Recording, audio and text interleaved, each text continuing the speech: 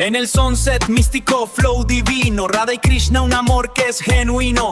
Papi Krishna con la flauta, un sonido global. Mami Radha a su lado, belleza sin igual. En el beat del perreo metemos la devoción. Esta es la lírica sagrada, pura bendición. Conectando con la vibra, siente la canción. Radha Krishna Govinda, Radha Krishna Govinda. Dale activo, Radha Krishna Govinda. Flow devocional, Radha Krishna Govinda. You know, for thousands of years, there's been this one figure who's a mischievous kid, a divine hero, a brilliant strategist, and a deep philosopher, all rolled into one. He's this incredibly complex and fascinating character, and his story, well, it still captivates millions all over the world. So that brings us to the big question. Who is Krishna really? Is he a god, a hero, a philosopher, a king? The amazing thing is, the answer is yes. He's seen as all of those things. To really get it, we've got to look at him from a few different angles. Okay, so let's try to unpack this.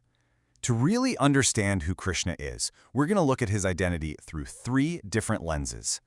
Each one gives us a totally unique perspective, straight from ancient texts like the Mahabharata and the Puranas. So, on one hand, you have the historical figure, maybe a powerful prince or a tribal leader who was a major player in the politics of ancient India. Then, there's the mythological hero, this divine being pulling off these incredible superhuman feats. And finally, for millions and millions of people, he is the devotional deity, the supreme being himself, the ultimate focus of love and worship. And the thing is, these views don't cancel each other out.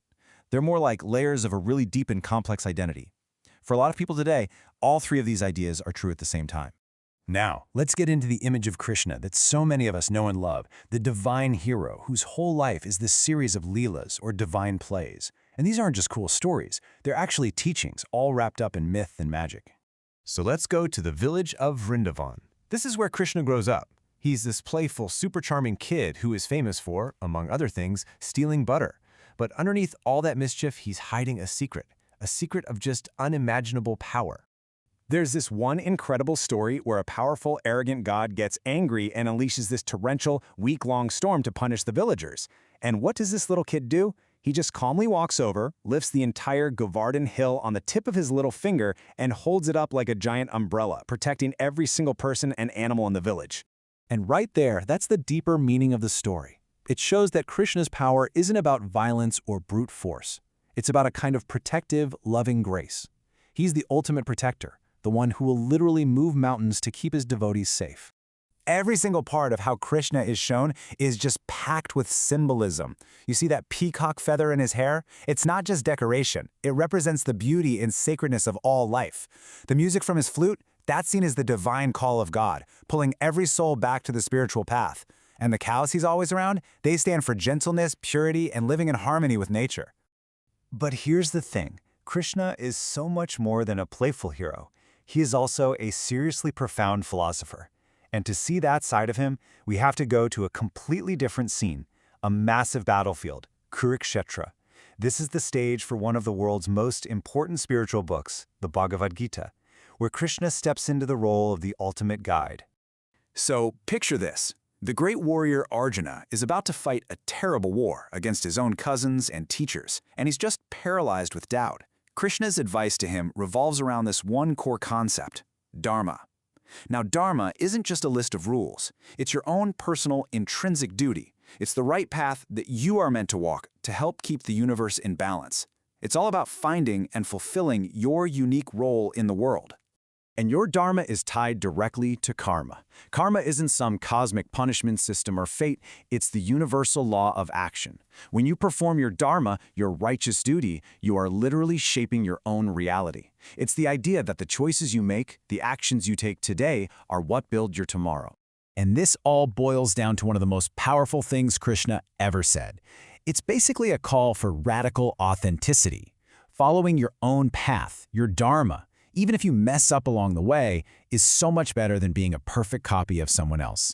It's about finding and living your own truth.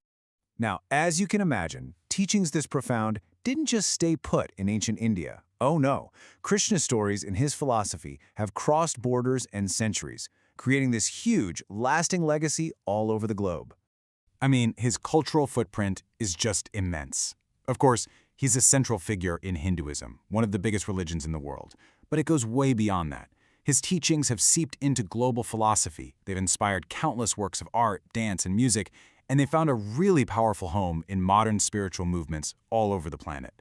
And to really get what makes his message so unique, it kind of helps to see it next to other major spiritual paths. So, while the Buddhist teaching is centered on understanding and ending suffering through the Eightfold Path, and Jesus' message focuses on unconditional love and finding salvation through faith, Krishna's path is all about engaged action. It's about doing your duty in the world, but doing it without being attached to the praise or the blame that comes from it. And that brings us right back to that critical teaching from the battlefield. Krishna's advice to Arjuna still echoes today, and it leaves us with a question that's both ancient and incredibly personal. In your own life, when you're facing a tough choice or a moment of crisis, what guides your actions? What's the right thing, the Dharma, that is uniquely yours to do? En el sunset místico, flow divino, Radha y Krishna, un amor que es genuino. Papi Krishna con la flauta, un sonido global. Mami Radha a su lado, belleza sin igual. En el beat del perreo metemos la devoción. Esta es la lírica sagrada, pura bendición. Conectando con la vibra, siente la canción. Radha Krishna Govinda. Radha Krishna Govinda. Dale activo.